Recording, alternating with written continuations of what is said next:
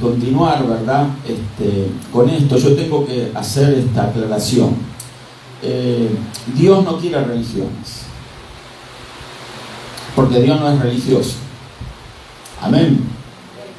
Dios no estableció religiones. Dios estableció una relación. Por eso envió a su Hijo, a Jesucristo, para que nosotros pudiéramos tener una conexión con Él, una verdadera relación con Él. Eso no es una religión, eso es una relación. Nosotros no estamos aquí en este lugar proponiendo una religión más, sino que estamos proponiendo una relación con Dios. O sea, que cada uno de nosotros tenemos que comprender esto realmente, porque es solamente a través de Jesucristo cómo nosotros podemos acercarnos a Dios. El Señor Jesús dijo: yo soy el camino, la verdad y la vida. Nadie va al Padre si no es por mí. Amén. Es a través de Jesús, no son las religiones. Así que invitamos a todas las personas, ¿verdad?, que pueden tener una nominación religiosa, pero para que le abran el corazón a Jesús, para que comprendan qué es lo que el Señor Jesús propone en los evangelios y la importancia que es conocer, ¿verdad?, esta palabra maravillosa que es la Biblia, porque no solo nos revela el carácter de Dios, nos revela también qué es lo que Dios desea a través de esta relación que hemos entablado con Él. Amén. Gloria a Dios. Hoy el tema que vamos a estar analizando es ¿existe el purgatorio? Es la pregunta, ¿no? Es una pregunta que muchos hermanos lo han hecho, y la Iglesia Católica enseña, bueno, que hay un purgatorio. Obviamente que el significado de la palabra purgatorio ya la tenemos, ¿verdad?, aclarada, o si no lo explico brevemente. Purgatorio sería un lugar, según la Iglesia Católica, de donde se purgan los pecados, ¿sí? Sabemos lo que es purgar, es donde se recibe la retribución, ¿verdad?, por aquellos que han cometido infracción a la ley de Dios, que es el pecado. Entonces, la Iglesia Católica ha enseñado por siglos, y lo sigue enseñando hasta el día de hoy, de que el purgatorio, ¿verdad?, está allí en un lugar no determinado por ellos, que es de carácter espiritual, y entonces allí van las almas de los católicos, escuche, las almas de los católicos a purgar sus pecados. Y de acuerdo a la cantidad de pecados que tengan, entonces van a pasar cierto tiempo, que puede ser mucho. Inclusive la Iglesia Católica ha dicho en algunas ocasiones de que hay hasta papas todavía que ya han fallecido y están en ese lugar y no han salido todavía. Así que se puede imaginar que si un papa, ¿verdad?, que es la autoridad máxima de la Iglesia Católica, para ellos todavía está allí, entonces, ¿qué pueden esperar, verdad, los católicos profesantes, verdad, si no tienen ni el grado de conocimiento y supuestamente de santidad, ¿sí?, que se propone tener la autoridad máxima de la Iglesia Católica, que es el Santo Pontífice, así se hace llamar, ¿verdad? Bueno, Santo Pontífice, el Pontífice, lo aclaro, es un título que no es de origen cristiano, ¿sí?, no se encuentra en la Biblia.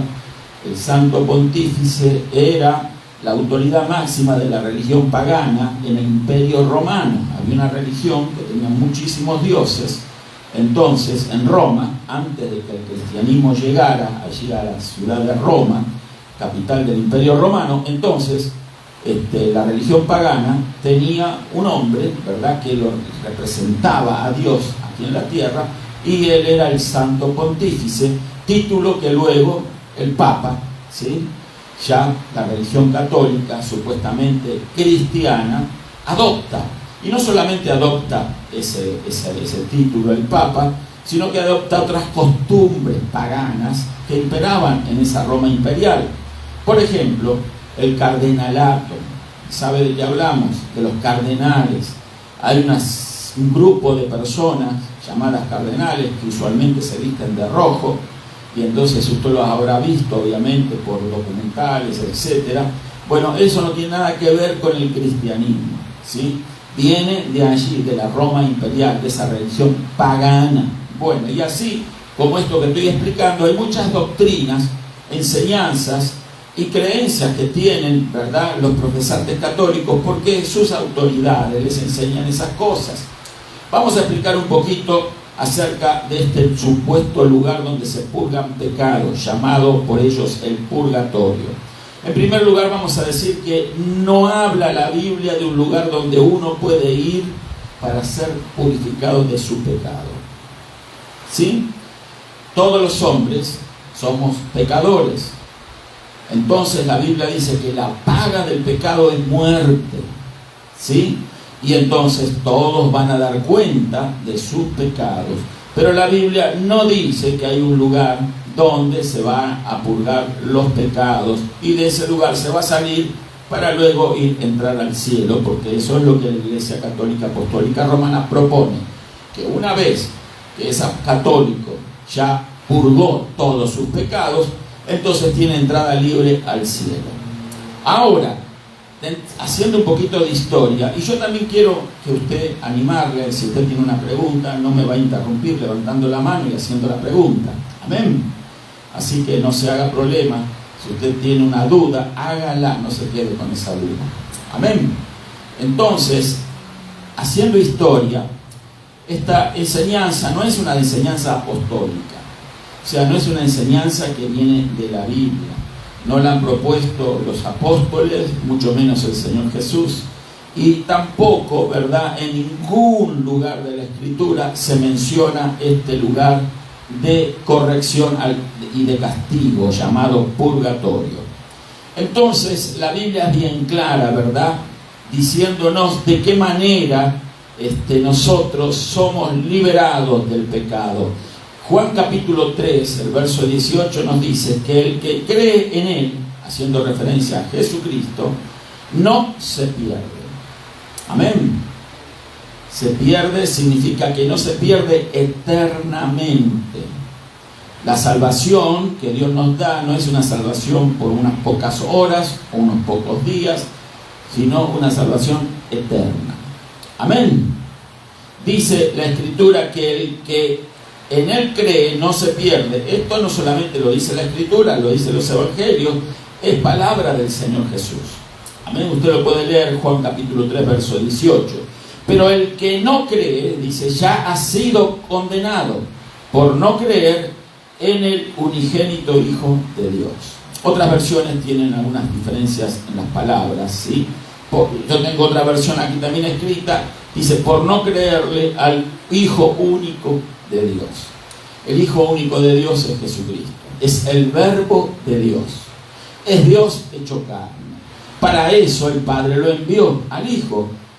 ¿Para qué? Para que Él se haga carne, nazca de María, ¿sí?, una santa mujer, y allí, de esa manera, crecer como un hombre, como un hombre.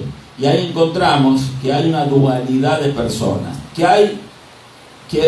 por favor ayúdenme a repetir lo que dije, que hay una dualidad de personas. Una dualidad de persona en Jesucristo, en el sentido de que en Él estamos viendo, ¿verdad?, naturaleza. Me tengo que corregir, no es una dualidad de personas, una dualidad de naturaleza. Amén. De naturaleza. Entonces, ¿me puedo equivocar, sí o no? Bueno, gracias. Lo importante, todos nos podemos equivocar, pero lo importante es reconocer el error, ¿verdad?, y enmendarlo. Entonces, una dualidad de naturalezas. En Jesús se conjuga la naturaleza humana, porque Él se hizo carne, se hizo hombre, y la naturaleza divina, porque Él es Dios. Amén. Gloria a Dios. No es el tema ahora esto, pero aquí Jesús dice que el que no cree en Él, entonces ya ha sido condenado, pero el que cree en Él no se pierde. O sea que si alguien realmente cree en el Señor Jesús, lo recibe en su corazón, nace de nuevo por resultado de esa fe, entonces ya dejó de ser un pecador, sino que ahora pasa a ser una hija o un hijo de Dios. Amén. Y el que en Él cree, Jesús dijo, no se pierde. O sea, no habla de ningún lugar intermedio para alcanzar, ¿verdad?, salvación, para alcanzar liberación del pecado, para evitar, ¿verdad?, la corrección del pecado. ¿Por qué? Porque el pecado ya fue pagado por alguien. A ver si me ayudan. ¿Por quién lo pagó nuestros pecados? Jesucristo. Amén.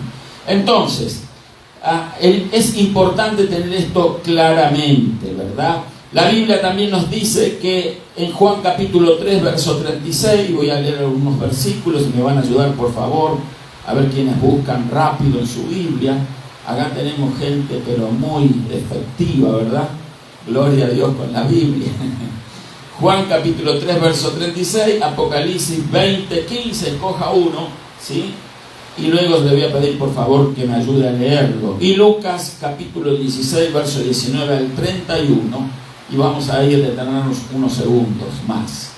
Así que, ¿quién encontró Juan capítulo 3, 36?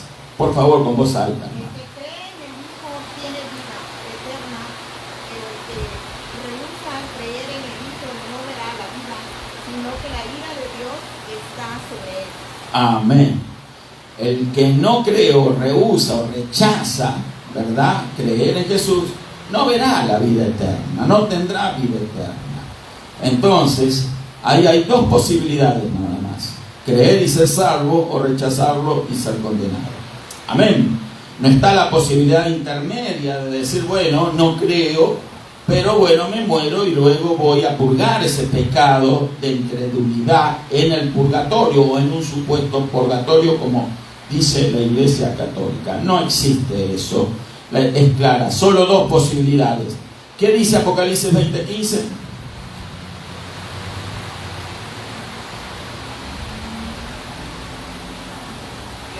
Se halló escrito en el libro de la vida fue lanzado al lago de fuego.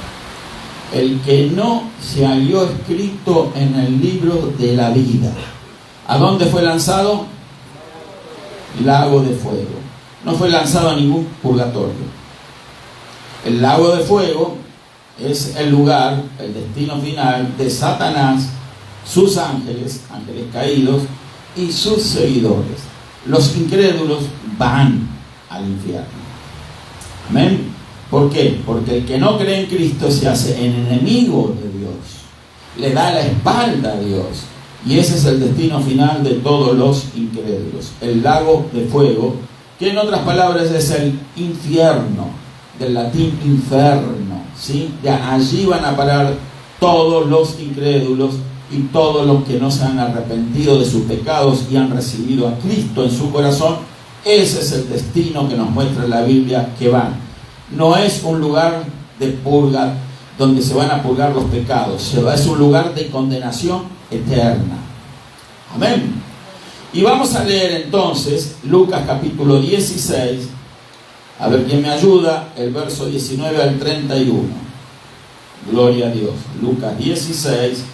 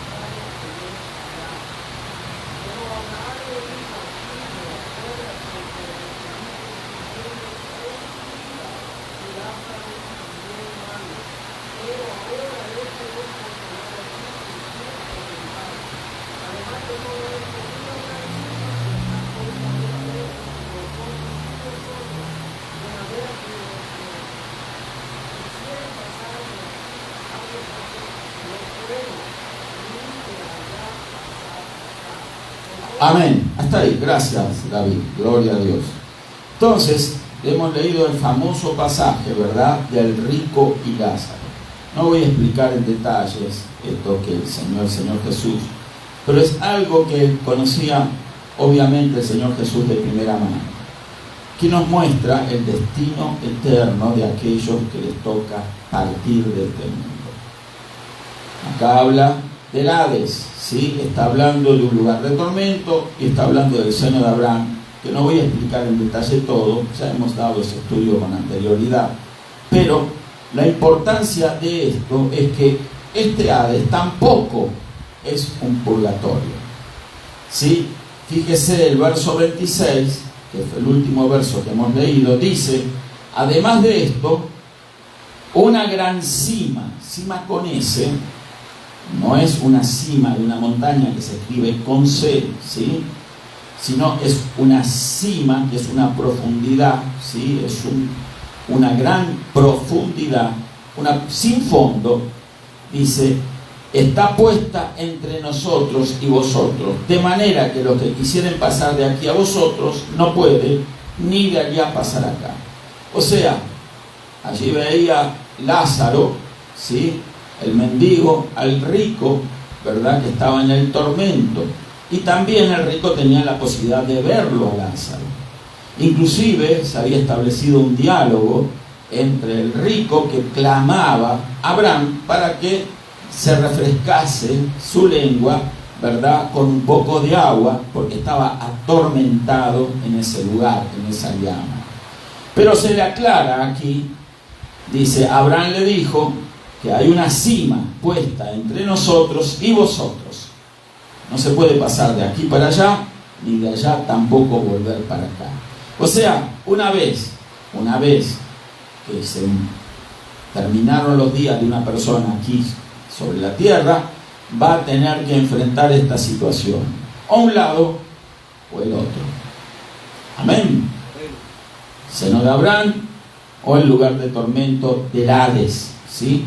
Entonces, aquí vemos que no hay posibilidad de decir, bueno, pasó el rico unos 10 siglos ahí dentro del tormento, en la llama, purgó sus pecados, y entonces allí, en un acto soberano de Dios, le permiten pasar para el seno de Abraham, ¿sí?, al rico.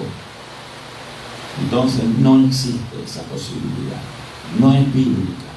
La Biblia enseña que el que murió, dice la Biblia, que se muere una sola vez y después de esto el juicio. ¿Ven? Ahí se determina el lugar de eternidad de las personas. El seno de Abraham, o también conocido como el paraíso, o el lugar de tormento, que era la llama en la que estaba envuelto el rico, y también donde van todos los que no se han arrepentido de sus pecados porque no han recibido a Cristo en su corazón. Amén. Dijimos previamente que el que recibe a Cristo y cree en Él nace de nuevo, entonces no va a ir a ese lugar de tormento. Pero el que no recibe a Cristo porque lo rechaza, porque es incrédulo, sí va a ir a ese lugar de tormento. Amén. Así que esto nos da a nosotros la necesidad, nos debe de implantar la necesidad de predicar el Evangelio de Cristo mientras estamos vivos, mientras estamos con los pies sobre esta tierra, porque hay mucha gente que está muriendo y pasando la eternidad sin Cristo, y ya es irreversible una vez que se murió la persona. Ahí ya no hay más posibilidad de perdón. ¿Me explico? La Biblia no lo enseña, no hay purgatorio, no existe ese lugar donde se purgan los pecados. Y luego vamos a dar algunos versículos que sí nos enseña la Biblia acerca del por qué no puede purgarse los pecados en un lugar de tormento. Gloria a Dios. Es imposible. ¿Cómo es entonces pasar del lugar de tormento al seno de Abraham?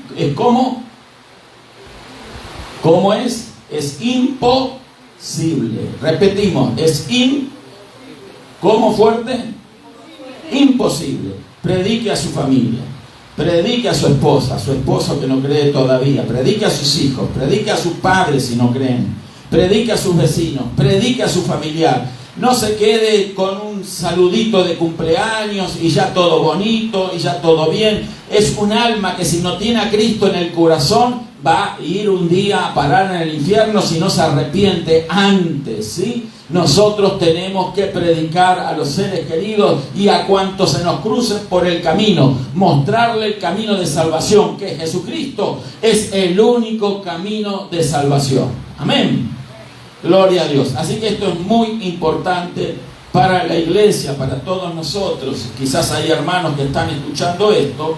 Bueno, yo quiero decirle de que no, el que murió, murió, ya está, ¿sí? Porque hay personas, como a veces lo decimos, y no tengo el ánimo de ofender a nadie, ¿verdad? Ni tampoco el ánimo de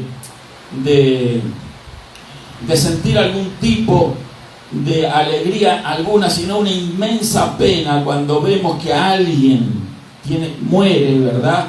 Y sabemos que se va a ese lugar de tormento. ¿Por qué? Porque nos da testimonio su vida, la vida que llevó. Y no hemos visto que esa persona haya recibido a Cristo en su corazón. Es más, yo he visto morir personas rechazando aún en el mismo momento de la muerte al Señor Jesús. Entonces, ¿qué se puede hacer en ese caso? Nada. Nosotros tenemos que orar ahora y luego estar confiados de que la semilla que implantamos en los corazones de las personas va a fructificar. Amén. Y si no fructifica, no es nuestro problema. Nos da pena, nos causa dolor, pero el Salvador es Jesucristo, no somos nosotros. Amén. Nuestro deber como predicadores del Evangelio, como hijas e hijos de Dios, es predicar el Evangelio a toda criatura. El que creyere y fuere bautizado será salvo. El que no creyere ya ha sido condenado porque no ha creído en el unigénito Hijo de Dios. Amén. Usted predique. Después las personas tienen su compromiso con lo que oyeron. Porque la Biblia dice que la fe viene por el oír. Y el oír por la palabra de Dios. Entonces nosotros tenemos que hacer oír la palabra de Dios a las personas. Y ahí terminó nuestro trabajo verbal, ¿verdad? Luego oramos por la persona, regamos la semilla. Pero lo importante es que usted no se apesadumbre, ¿verdad? No se culpe a sí mismo si la persona murió sin Cristo, porque usted sí le predicó. Dios no va a demandar la sangre de esa persona de su vida. ¿Por qué? Porque usted sí le predicó. Diferente si somos cobardes. Amén. Si por cobardía no le predicamos a alguien, porque no lo queremos ofender, o porque no lo queremos molestar, o porque nos parece inapropiado, o porque quizás luego se enoje con nosotros. Mire, enoje quien se enoje. Nuestro deber es predicar a Cristo. Amén. El diablo, claro que se va a enojar. Se enoja porque él no quiere ir solo al lugar de tormento, al lago de fuego. Él quiere ir llevándose a los más que pueda. Pero lo importante es que usted y yo estamos aquí para esa función. Estamos aquí como iglesia para predicar el Evangelio. Amén. Gloria a Dios. Así que entonces tampoco aquí podemos hablar de un purgatorio. La Iglesia Católica a veces menciona, los catequistas, ¿verdad?, mencionan este pasaje, mostrando de que, bueno, eso es un antecedente de que entonces sí puede haber un lugar de purgar, donde purgar los pecados. Acá no se purga ningún pecado. Acá las consecuencias son eternas. Amén.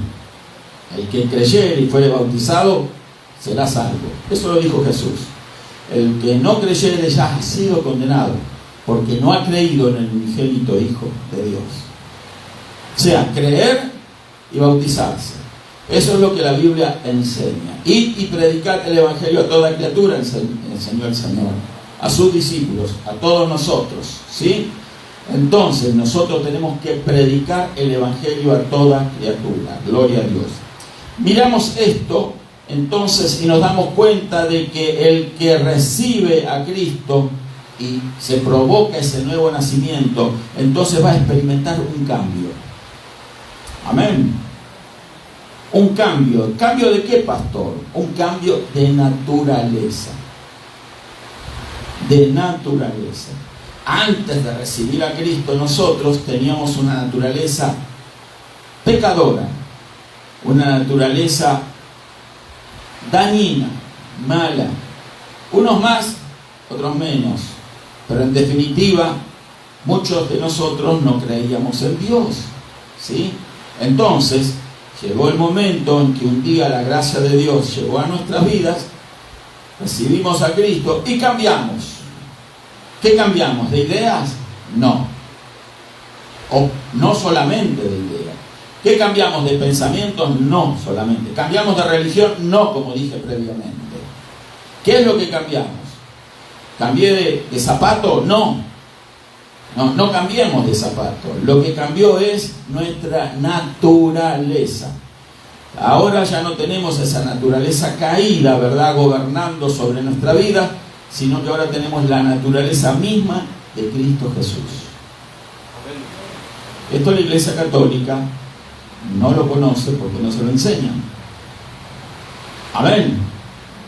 No se lo enseñan, por eso para el católico, que es una persona, y yo me admiro, que conozco muchos católicos muy devotos, personas con buenas intenciones, ¿sí? Personas que realmente son muy buenas personas en muchas áreas de su vida. Lamentablemente, lo único que le falta es tener a Cristo en el corazón. Aunque ellos creen que tienen a Jesús, pero si ellos realmente tuvieran a Jesús, serían entonces personas nuevas en Cristo Jesús. Y esas personas que tienen muchas virtudes, también que he conocido, lamentablemente también tiene áreas, ¿verdad?, difíciles en su vida, entonces, que lamentablemente hacen que esa persona no pueda tener seguridad de salvación. Preguntémosle a un católico, usted le puede preguntar a un sacerdote, yo se lo he preguntado, pregúntele si él tiene seguridad de salvación. Usted dígale, ¿usted siente que es salvo? ¿Sabe lo que le va a decir? La verdad que no. No, porque hasta el último minuto de nuestra vida no sabemos cuándo podemos fracasar. Eso no es fe, hermano. Amén. La verdadera fe es saber que hoy soy salvo porque he recibido a Cristo. Yo no voy a ser salvo mañana. Ya he sido salvo cuando recibí a Cristo en mi corazón. Amén.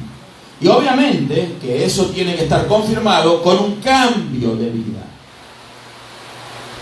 Porque nadie puede decir, yo soy un salvo, yo soy un liberado del pecado y vive como un demonio.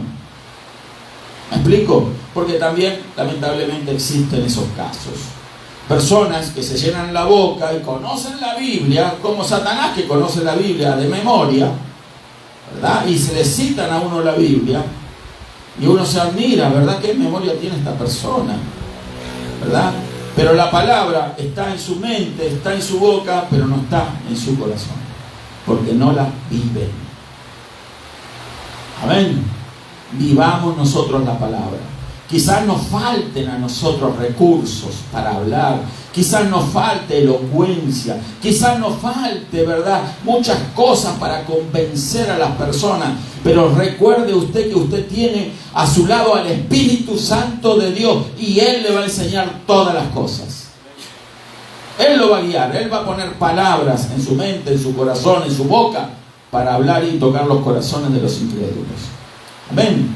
Entonces, nunca usted escuche el mensaje del enemigo, escuche el mensaje de Dios. Mi hijo, mi hija eres tú, dice el Señor. Amén.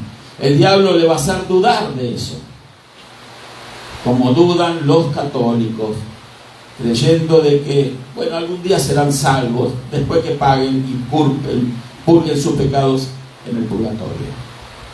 ¿Me explico? Fíjese hasta dónde llega entonces la incredulidad, hasta dónde llega la inseguridad. Un hijo de Dios es alguien que está seguro de su salvación. Yo no dudo un instante que soy salvo. Nadie que se precie de ser nacido de nuevo debe de dudar de su salvación. El diablo quiere que dudemos de nuestra salvación. Y él lo ha conseguido en las religiones, en donde las personas no saben el destino final para ellos. ¿Por qué? Porque el enemigo les ha convencido de que para ser salvos tienen que hacer muchas cosas. Eso se llama salvación por obras. Y la Biblia, lea la carta del apóstol Pablo a los romanos especialmente, donde Pablo, maravillosa gracia le fue concedida a él para dejar estos escritos impregnados de revelaciones maravillosas acerca de la gracia divina, nos dice que por gracia somos salvos, no por obras. Amén. Somos salvos por la gracia de Dios, por fe somos salvos. Cuando tenemos fe en Cristo, somos salvos. Ahora, si no puedo decir yo tengo fe en Cristo y repito, y después vivir como viven los incrédulos, ahí estoy negando la fe, si eso es el caso. Amén. Es el caso, lamentablemente, de muchos amigos católicos que los amamos. Si alguno está escuchando, solamente le instamos a que reciban a Cristo en su corazón. Amén. Amamos a todos los católicos, amamos a los sacerdotes católicos. No tengo duda que hay quienes sí realmente creen que están sirviendo a Dios y creen que lo hacen de corazón.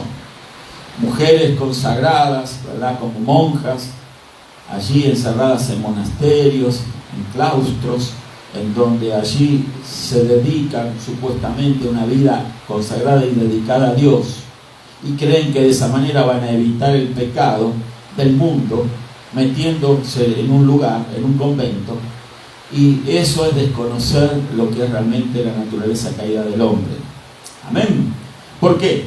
Porque el pecado no solamente está en el mundo, el pecado está en el corazón. En el corazón. Amén. Y enciérrese a alguien en donde se encierre, aléjese, váyase al polo norte, al polo sur, a un desierto, a un bosque, allí solitario y de por vida viviendo como un ermitaño, en una ladera de una montaña, en una cueva. Métase donde se meta, el pecado va a seguir estando en el corazón del que no se ha arrepentido y ha confesado a Cristo como su Señor. Amén.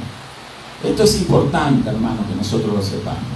Entonces, y también lo hagamos saber a nuestros amigos católicos, gloria a Dios. Si existiera el purgatorio y la misa, vamos a aplicar algo cómo se originó entonces este tema del purgatorio. Y la misa, ¿usted sabe lo que es la misa? ¿Cuántos fueron católicos? Aquí no les dé pena levantar la mano, yo fui católico también, ¿sí? Varios. Entonces, quiero decir que la misa no es más que un sacrificio, así lo ha denominado la misma Iglesia Católica, un sacrificio incruento. No lo inventamos nosotros los evangélicos, pero es la misma definición que le ha dado la Iglesia Católica a la misa. La misa es la reunión que celebran usualmente los domingos, y también los que están en claustros y los que están consagrados como monjas y sacerdotes lo hacen diariamente. Comparten la Eucaristía, ¿verdad? Ya sabemos lo que ya lo hemos explicado, no lo vamos a volver a hacer. Pero entonces ellos creen de que en esa misa se hace un sacrificio incruento. Y sepamos que ¿cuál es ese sacrificio?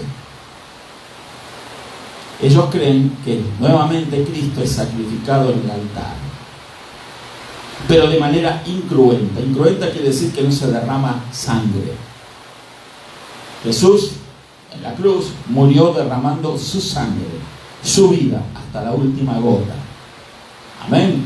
Eso se llama un sacrificio cruento. Pero un sacrificio incruento es algo donde no hay derramamiento de sangre y no hay muerte. Por eso ellos dicen que en cada misa se sacrifica nuevamente a Cristo incruentamente.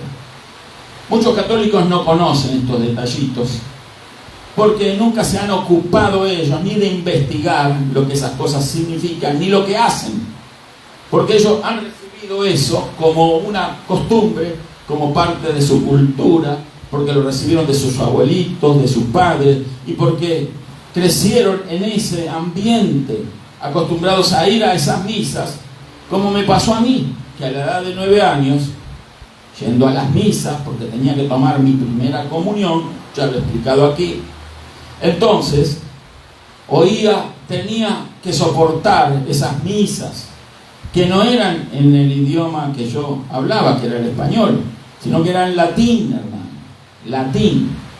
Yo no entendía una palabra de latín. ¿Sí? Entonces le pregunté a mi madre, un día, 9 años de edad, le digo, ¿qué idioma habla, cura? Me dice, latín. Me dijo, mi mamá en ese entonces era católica, dice, latín. Y yo estaba forzado a ir, porque yo no quería ir ahí a tomar esa primera comunión. Pero bueno, mi madre tenía una buena intención en su corazón, de acuerdo a lo que ella había aprendido en su vida, así le habían enseñado, y creía que tenía que llevarme y que yo tenía que pasar por esa primera comunión.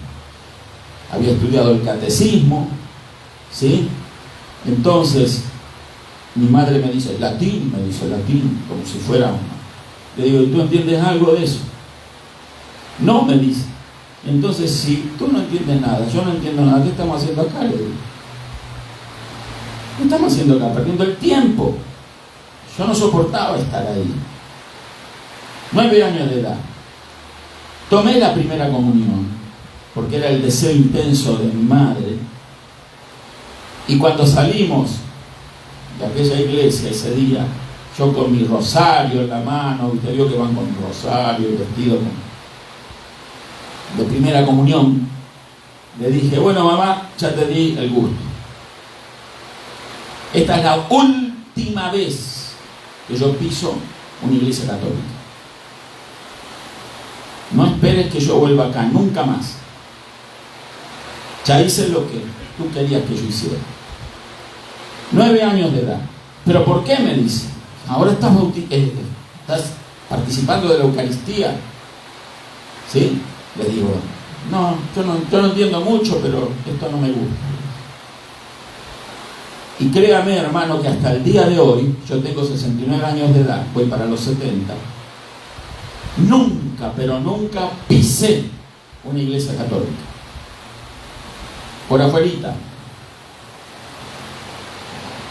Evito ir hasta por la vereda, si puedo, de una iglesia católica. Se casaban amigos católicos. Yo iba a las fiestas, pero no iba al casamiento en la iglesia.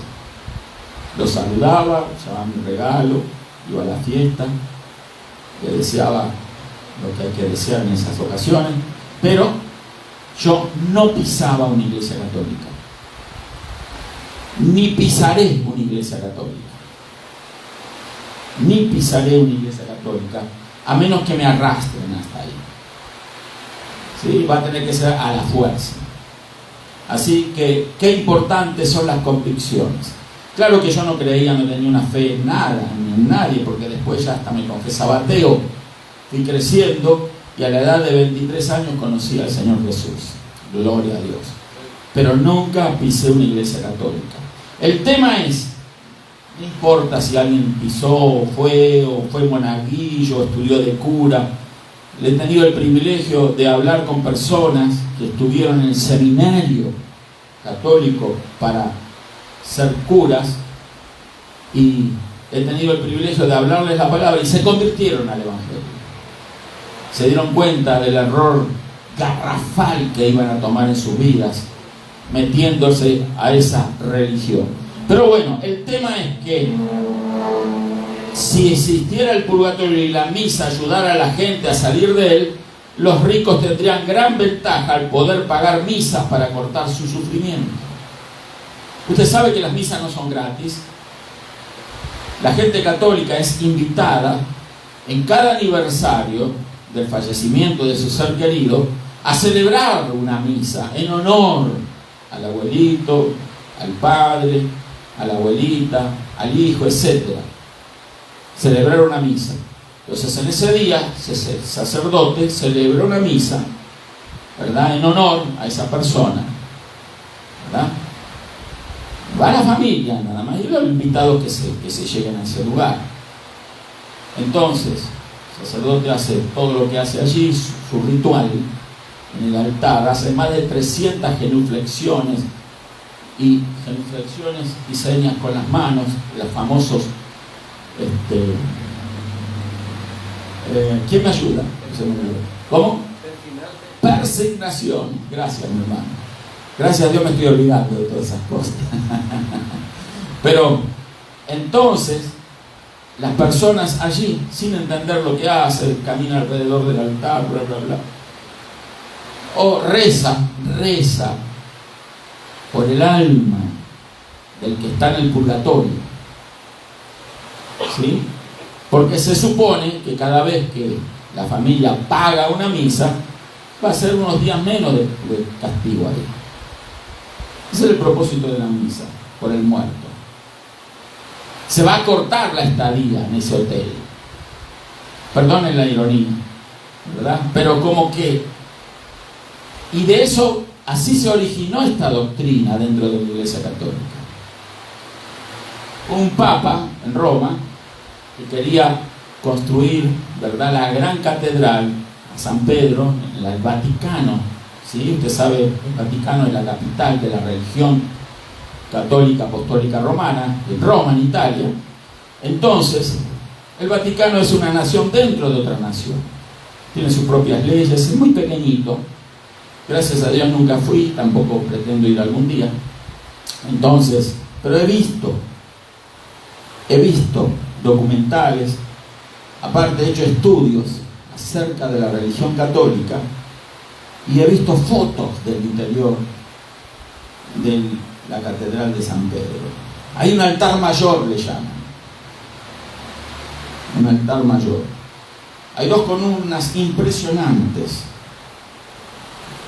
en el altar mayor. ¿Sabe lo que hay envueltas en esas columnas? Serpientes, no, obviamente, son esculpidas en esa columna de mármol. Son serpientes. ¿Qué tiene que hacer una serpiente en un templo para Dios? ¿Se da cuenta? Pobrecita gente católica a lo que los ponen. Y en ese lugar, si usted va a las iglesias católicas antiguas, especialmente antiguas, aquí en Detroit hay varias, y usted empieza a mirar las fachadas y empieza a mirar los costados, usted observe que en algunos lugares hay unos pequeños demonios. No sé si los ha visto a veces, unas caras bien feas, ¿sí? Y entonces un día yo le pregunté a un católico catequista, le digo, ¿qué significan esas caritas ahí en eso? Oh no, esos son los guardianes. Y dice, los guardianes, ¿no? Los guardianes de que del lugar, ellos guardan ahí. O sea, son demonios eso, le digo. Ellos guardan ese lugar. Bueno, no son demonios, es arte, me dijo, eso es arte. O sea, mostrándome que yo era un ignorante, que desconocía esas cosas, ¿sí? Entonces le engañan a la gente católica haciéndole creer de que como es arte, ¿verdad?, medieval, porque así adornaban a las catedrales en Europa y también aquí en América, los colonizadores trajeron esa religión, ¿verdad?, de Europa, de España, de Italia. Entonces ellos creen que eso es arte. ¿Qué tiene que hacer un demonio en cada ventana, en cada corner, en los lugares allí estratégicos? Están como ángeles vigilantes, o sea, demonios vigilantes. Y yo creo fehacientemente de que eso no es una mera cara de un demonio. Ahí está posado un verdadero demonio. ¿Me explico? Esto es tema para otra cosa. Otro día hablamos un poco de eso. Pero el tema es aquí, de que la misa, hermano, fue establecida, ¿verdad?, con ese fin, para que recaudar fondos para la Iglesia Católica. ese papa quería construir esa gran catedral, allí dedicada a San Pedro, y entonces mandó a un tal Juan Testel, creo acordarme el nombre, Juan Testel, a recorrer Europa para que visite todas las parroquias y llevando una gran caja. Y el mensaje de Testel no era Cristo, el mensaje de Testel era que el que ponía dinero en esas cajas, monedas en aquella época, ¿verdad? No había impresoras, se acuñaban monedas, plata, oro. Entonces, que al caer las monedas dentro de esa caja, iba a salir liberado de un purgatorio un ser querido. ¿Para qué? Porque eso iba a ser recaudación para construir la catedral de San Pedro en Roma. Y Testel hizo su trabajo. Recorrió villas, parroquias, llegó a Alemania. Y cuando llegó a Alemania, llegó a una ciudad donde el párroco, sacerdote, Martín Lutero, ¿sí?, era el sacerdote en ese lugar, no estaba de acuerdo con eso. Y entonces se suponía que cuando Testel llegaba a las iglesias, se le tenía que abrir las puertas y darle a él el privilegio de hablar todas estas cosas a la comunidad de esa ciudad. Testel llegó allí a la parroquia y encontró las puertas cerradas. Y encontró las famosas 99 tesis escritas en un papel con un puñal clavado en el portón de entrada, donde Lutero expresaba 99 diferencias que él tenía con la Iglesia Católica, y estaba esa diferencia que rechazaba esa forma de recaudar dinero tan baja en la que había caído Testel y obviamente, ¿verdad?, el papado de aquella época católico. Entonces se negó Lutero a eso, pero fíjese que la idea era que cuando alguien pusiera dinero ahí, o cuando alguien pagara una misa por un ser querido, iba a salir más rápido del purgatorio. Eso se llaman diligencias. Entonces la Iglesia Católica vende también esas diligencias. El católico tiene la posibilidad de ir y hacer una donación importante en la Iglesia Católica. Una donación importante es un campo, una propiedad, una casa, ¿sí? Y hay mucha gente que lo ha hecho y lo hace. Dice, yo voy a dejar mis bienes a la Iglesia Católica. Y entonces va allí y recibe, ¿verdad?, un papel que dice que por haber hecho esa donación va a recibir tantas diligencias. ¿Para qué? Para que cuando él vaya a ese lugar que van todos los católicos, llamado purgatorio, entonces va a salir más rápido. O se va a cortar el tiempo, ¿sí? Para eso se hacen las misas por las personas fallecidas. Si usted lo invita a una amiga, a un amigo, a presenciar o a ir a una de esas cosas, hermano, con mucha educación, con amor, excúsese. No va a ir a un lugar de edificación. No va a aprender algo que va a beneficiar a su alma. No va a aprender algo que va a beneficiar a su fe. Más bien, solamente se va a empapar de ese ambiente de incredulidad, de duda, de engaño y de mentira. Amén. Excúsese con amor, con educación, tranquila, sin pelear, sin enojarse. Amén. Y oremos por nuestros amigos católicos, familiares católicos, porque ellos creen eso, no por malos que son, sino porque le enseñaron eso. Amén. Gloria a Dios. Entonces, si los pobres no pueden pagar esa misa, pobrecito de ellos, ¿verdad? Entonces los ricos tienen toda la ventaja. Pueden pagar todos los años grandes indulgencias, misas, por seres queridos. Y si fuera real ese purgatorio, imagínense, qué contento ser liberado de ese lugar de tormento, ¿verdad?, donde se purgan los pecados. Gracias a mi hijo, a mi nieto, que pagó, ¿verdad?, en la misa. para que yo salga. Porque también para eso le dejé la herencia, ¿no?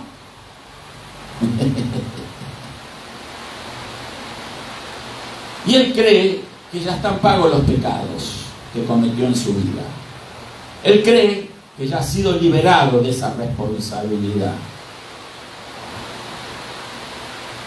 Si ese lugar existiese, y las almas sí existen, pero no están en ese supuesto purgatorio, sino en un lugar de tormento, pobrecita las almas de aquellos que están allí, no sé si tendrán la información de primera mano en ese lugar, ¿verdad? Aunque alguien ha dicho que en el Hades sí se convierten las personas, pero ya es demasiado tarde.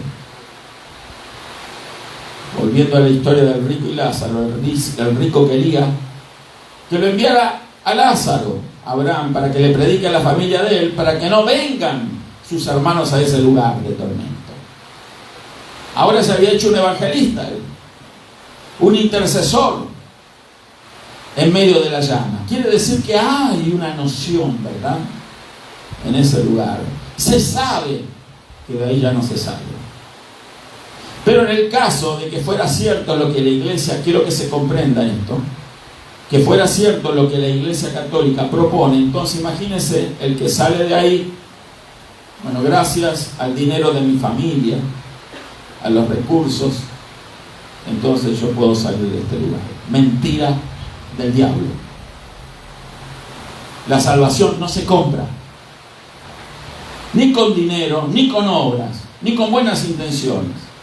La salvación solamente se recibe por fe. ¿Podemos decir amén? Por fe. ¿En quién? En Jesucristo, en lo que Él hizo a favor nuestro. Amén. Gloria a Dios. Entonces, hay muchas otras cosas que por razón de tiempo no las puedo tampoco explicar, ¿verdad? Que la Iglesia Católica se afirma. Por ejemplo, solamente lo voy a leer. Repito, la Iglesia Católica ha sido un conjunto, una mixtura de creencias bíblicas con creencias paganas. En el año 300 después de Cristo, un emperador romano llamado Constantino, ayúdenme, Constante, me parece que el hombre era constante porque se convirtió. Entonces, un emperador perseguidor de la Iglesia también, como muchos césares romanos. Entonces, él fue a una batalla contra los bárbaros que invadían Roma o Italia desde el norte, y él dijo, mientras iba a la batalla, dijo que él vio una cruz en el cielo y las palabras en latín debajo de esa cruz. Era el idioma que ellos hablaban en Roma, latín. Insignis pensis, que significa bajo este signo vencerás. Y entonces era una cruz y dijo, bueno, la cruz es Cristo, entonces yo voy a ir a la batalla confiado en Jesucristo. Ya no voy a confiar en mis dioses, voy a confiar en esa cruz. Y fue y venció en esa batalla. Y cuando volvió, una de las primeras cosas que hizo fue declarar el cristianismo la religión oficial del Imperio Romano. ¿Y qué consiguió allí? Una mixtura de creencias. Claro, el ministro, no había ministro de economía, pero los senadores, Roma tenía senadores, eran todos paganos. Pero ahora el emperador dijo que la religión oficial era el cristianismo. ¿Qué había que hacer? Hacerse cristiano. ¿Cómo había que hacer? Presentarse a los pastores que antes perseguían y entonces decirle, quiero yo ser parte de la iglesia porque yo soy senador y no voy a estar en contra del decreto del emperador. No habían nacido de nuevo, no habían cambiado sus corazones, no había cambiado su mentalidad. Se los recibía y se los bautizaba en masa. El bautismo es por inmersión. Inmersión es sumergir a alguien en el agua, ¿sí? Entonces venían de a miles, funcionarios, personas, Personas que no entienden nada, pero como va el montón ahí, a ellos van detrás del montón. No sé si me explico eso. Entonces, yo también me quiero bautizar. Yo me quiero bautizar. ¿Qué hay que hacer? No, te vamos a bautizar, te vamos a sumergir en el agua. Sumergirme, está fría el agua. Y aparte los pastores, obviamente también les dolía la espalda, ¿no? Entonces, siempre aparece un iluminado por ahí que dijo, escuchen, yo tengo una idea. ¿Por qué en vez de andar agachándose y sumergiendo en el agua a las personas que van a ser bautizadas, no les echa un poquito de agua en la cabeza? Más fácil. La cuestión es que se mojen, ¿no? A los bebés echarle un chorrito con una jarrita en la cabeza. ¿Usted lo vio? Un chorro de agua en la cabeza de alguien. Aspersión se llama cuando se le echa, se le sacude agüita en la cabeza de la gente. Ya está bautizado. La palabra bautismo significa inmersión, sumergir en un líquido. Amén. Se desvirtuó el verdadero bautismo bíblico, como se desvirtuaron muchísimas doctrinas cristianas que nuestros amigos católicos hacen sin saber por qué lo hacen. Peregrinajes, promesas, votos, mandas, rompiéndose rodillas. Yo vi gente con rodillas sangrando, arrodillados para llegar a una catedral, a un templo, en honor a tal virgen, en honor a la religión. Pobre gente. Sacrificios. El pecado no se borra con nuestro sacrificio. El pecado se borra con el único sacrificio que limpia el pecado del mundo, que es el del Señor Jesucristo y su sangre derramada que nos limpia de todo pecado. Así es como se elimina el pecado. Amén. El pobre católico no conoce estas cosas, por eso la necesidad de predicarles. No existe tal purgatorio. Hay muchas cosas más que quisiera explicar, pero se me ha ido la hora y no quiero abusar del tiempo de los que estamos presentes y de los que están viendo también. Gloria a Dios. Pero sí una cosa nos tiene que quedar claro, hermano. No hay purgatorio. Es una mentira. Así como la que se enseñó en la Iglesia Católica y después se desdijo. O sea, ¿cuántos se acuerdan los del limbo? Porque alguien dijo, y bueno, y el alma del bebé que no pudo ser bautizado inmediatamente, ¿a dónde va a ir si no se bautizó? Porque la Iglesia Católica enseña que hasta los bebés tienen que ser bautizados para que entonces puedan ir al cielo un día, previo paso por el purgatorio, ¿verdad? Entonces, ¿qué pasa con el alma del bebé que no fue bautizado? Otro iluminado dijo, no, hay otro lugar intermedio. Se llama limbo. Ahí van, ellos no tienen ninguna culpa, pero un día Dios lo va a sacar de ahí y se lo va a llevar con él. Suena bonito, ¿verdad? Suena razonable, suena como amoroso, pero no existe ningún limbo, nunca le existió. La misma Iglesia Católica tuvo que reconocer y se desdijo. No recuerdo cuál de los últimos papas fue el que dijo, no existe el limbo. De un plumazo, no existe el limbo. Entonces, si no existe el limbo, la pregunta viene, ¿de dónde fueron todas las almas de esos bebés, no? ¿Dónde estarán, pobrecitos? Sabemos nosotros que las almas de los inocentes van directo a la presencia de Dios. ¿Podemos dar gloria a Dios por eso? No hay purgatorio, no hay paso previo. El único que nos puede librar del pecado y de la muerte es el Señor Jesús. Amén. Vamos a ponernos de pie y vamos a hacer una oración para despedirnos y también alentar a los amigos que ven el video a que pongan sus comentarios, si hay preguntas, opiniones. Con gusto vamos a contestarlas. Sí, con gusto. Es más, invito a todo el que quiera venir, no a las reuniones solamente, que me avisen, ¿verdad? Que me escriban ahí en el Facebook. Y entonces, así como me escriben tantos con amenazas y cosas, yo les invito, vamos a tomar un café, acá tenemos una cocina, pon un café, hablamos, ¿sí? Curanderos, hechiceros, que quieren el mal para la iglesia, ¿verdad? Pero los invito a que vengan, vamos a hablar, porque Dios me ha dado gracia también para que muchas de estas personas salgan de la ignorancia en la que están sumidas. ¿Por qué? Porque la palabra de Dios tiene poder. Amén. Tiene poder, hermano. Vamos a orar y vamos a pedirle al Señor que nos use para su gloria. Padre, en el maravilloso nombre de Jesús, te damos gracias, Señor, por tus bendiciones. Gracias por tu presencia. Gracias por cada hermana, hermano que se ha dado cita en este lugar, Señor, en el día de hoy. Gracias, Señor. Danos, Señor, la seguridad, la paz, la armonía, Señor, en nuestros corazones para regresar a nuestros hogares. Y para que, ya estando en nuestros hogares, Señor, podamos reflexionar en ti, tomar una Biblia y seguir leyendo. Y alentar a los que nos rodean, nuestros hijos, esposas, esposos, familiares, a que también se interesen por las cosas eternas. Porque hay una eternidad por delante, Señor. Y hay una intriga que cada alma, cada ser humano tiene.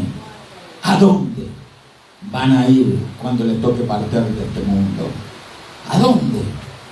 ¿A dónde van a pasar el resto de la eternidad? Sabemos por tu palabra amorosa, Señor, que nos ofreces a Cristo, que es la llave del cielo, Señor.